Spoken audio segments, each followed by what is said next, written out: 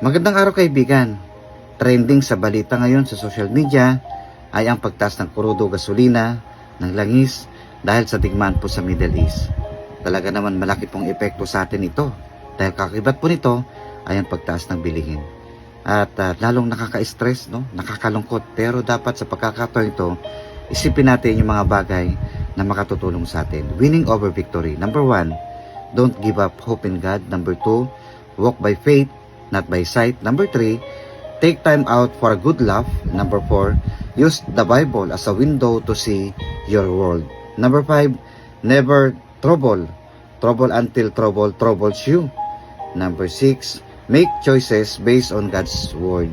Number 7, give thanks to the Lord for He is good. And number 8, ask for God's strength to get you through. Number 9, stop and enjoy the moment. And number 10, pray as if everything depended upon God.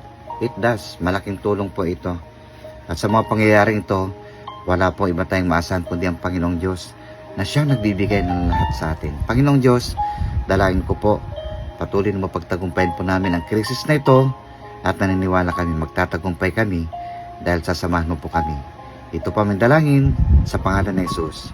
Amen.